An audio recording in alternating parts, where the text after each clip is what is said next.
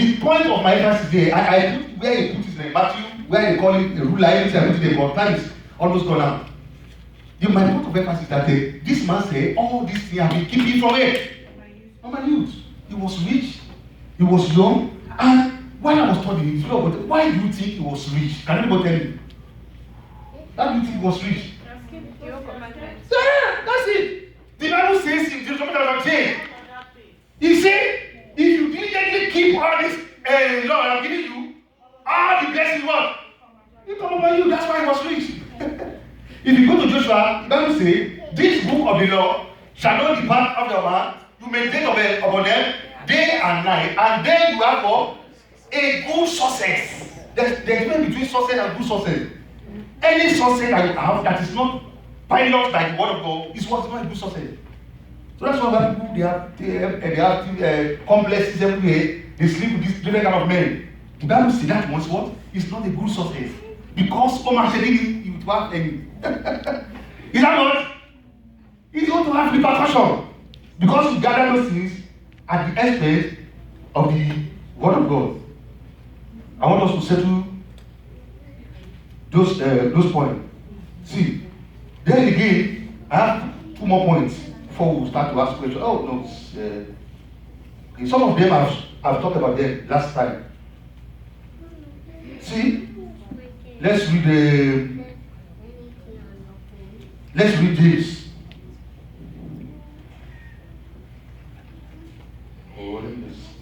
Okay. Now let's read that James. I skipped last week. James chapter 1. I will read it because time is. Most of us we came late, so I was trying to delay the major things I want to say.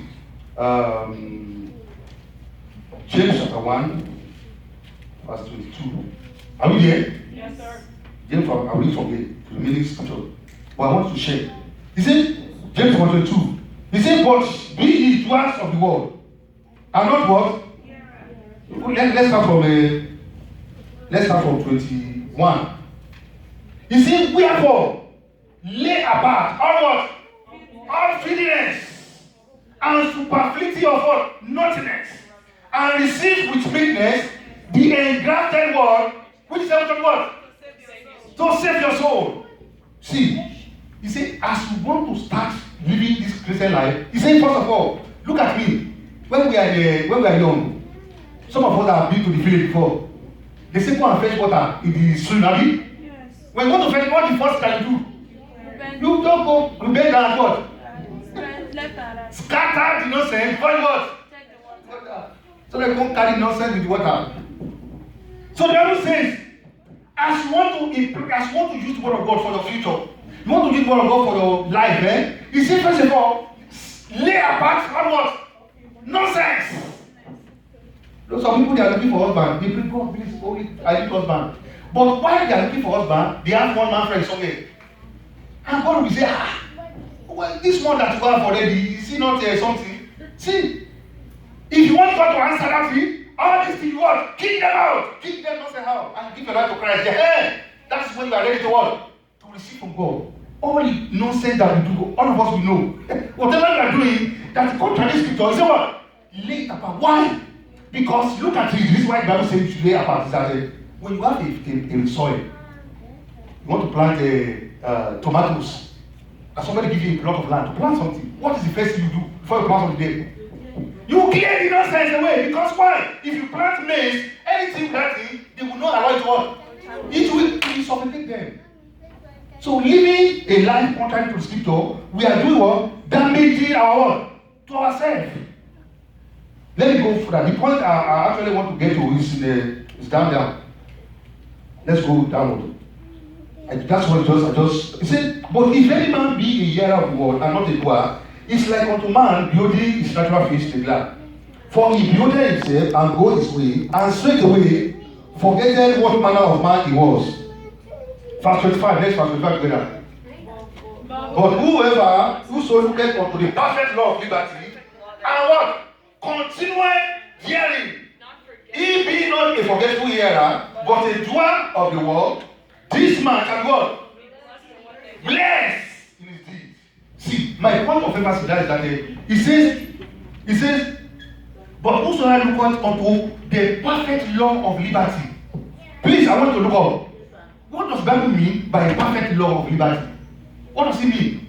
A perfect law, Please, I want to listen, please. A perfect law is a law that will give you a perfect result.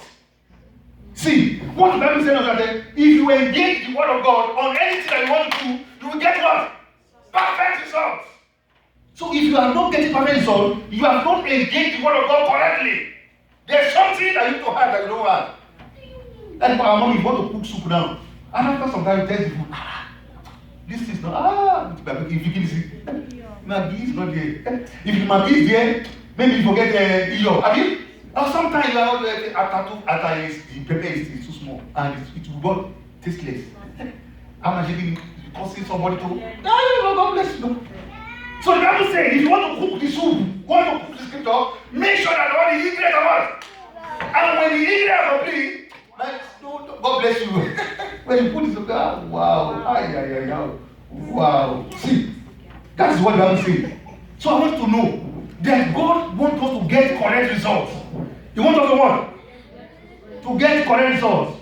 So never agree, because why is that? If your mind now, as we say now, as I'm going to the mind, I don't know, because when you see people's experience to God, then again we enter into trouble. Because that is not a perfect example. Remember when I was sharing the Christ in you, the hope of glory talk. I said when you want to look, remove anything weird from your eyes. The faith.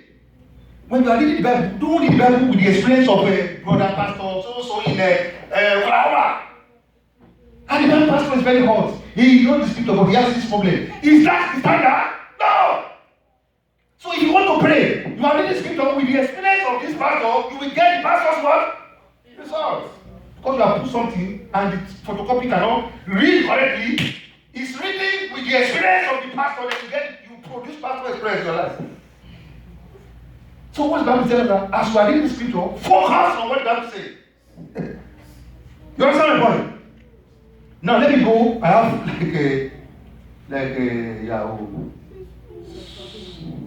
let's go. I have just maybe one or two more points. I will continue to say the next one time. You see, I said this last week. I just want to polish some of this today. The ability to see the future. Some of us say, no, I don't know. I make a mistake. I've shown us some scripture last week that the Bible, the word of God is what? Is a forecaster. What did I say? Forecaster. All these weather people, if you go on your phone, you go to the weather, this thing, they will tell you that tomorrow, between 10 and what? It's going to rain. What will happen? What will happen? It rains. The word of God is a forecaster. If you want to, if you are looking for a seer, don't look for any seer. Come on, this is what? This Bible is what? It's a seer. This Bible is what? It's a prophet. Whatever it tells you, let me show you one scripture. Let's read the Isaiah 46. Isaiah 46.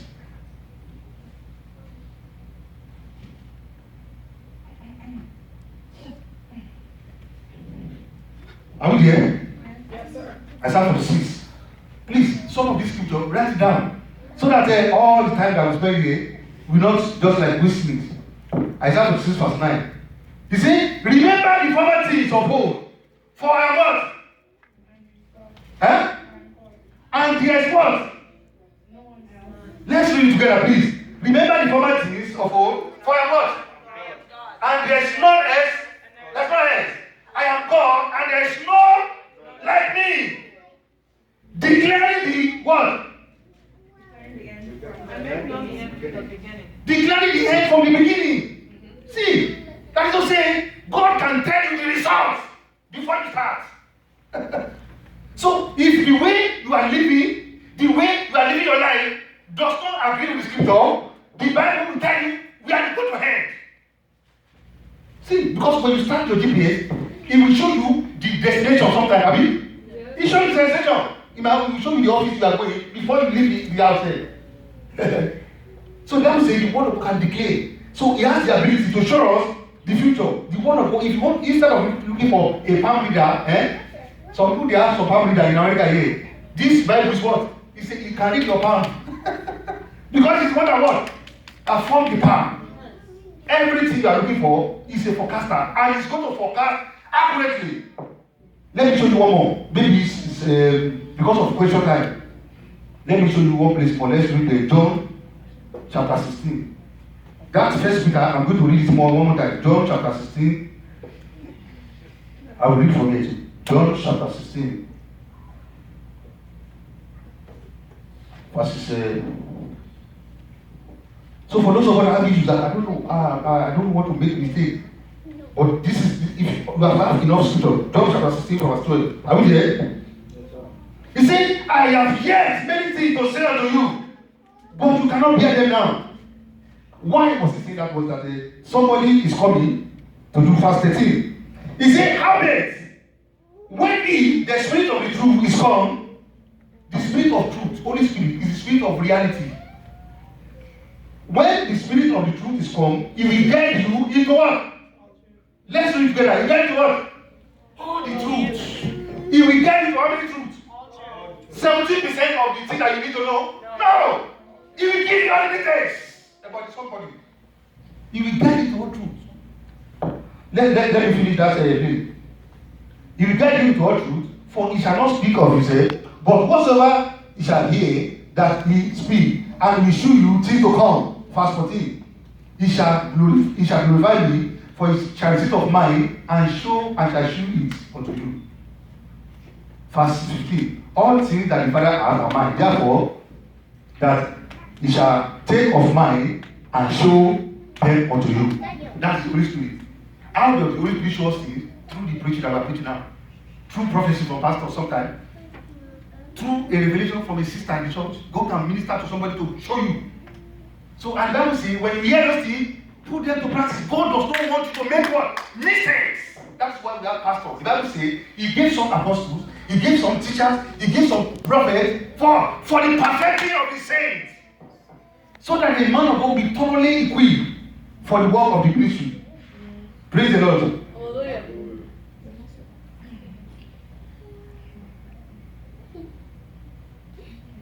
Permit me to read just one place. But Second Timothy. I will stop on this one. 2 Timothy 3. 2 Timothy 3. Are we there? 2 Timothy 3. I will close with this one so that we ask our questions. 2 Timothy 3. If you are there, I start reading. Are we there? Yes, sir. 2 Timothy 3 from 14. He said, but continue thou in the things which thou hast what? And learned, and have been assured of, knowing of whom thou hast led them. Verse 15. And that from what? From a child thou hast known the Holy Scripture, which are able to make thee wise unto what? Salvation through faith, which is in Christ Jesus. All scriptures is given by the what? Inspiration of God as what? Useful. It's profitable. That is to say, if you will take the scripture, you will come back to give testimony. That's what the Bible says. You cannot use the scripture and come back and say, I regret. Oh, it's not the Bible that you use. Even though in difficult times, if you go to Hebrews chapter 11, the Bible says, wherever there is faith, guess what? There is good report. Go and read it. I cannot show that one now. It's profitable. Verse 16. All scripture is given by the Spirit of God and is profitable for doctrine, one, for reproof, for correction, for instruction in righteousness. That is to say, when you engage the scripture, you will come back with testimony. Good result. Verse 17. That the man of God may be what? Let's read that one together. 17. That the man of God may be what? Perfect. Thoroughly furnished unto all good works. That's the essence of the scripture. So I admonish us, when you study the scripture very well, you know the word of God.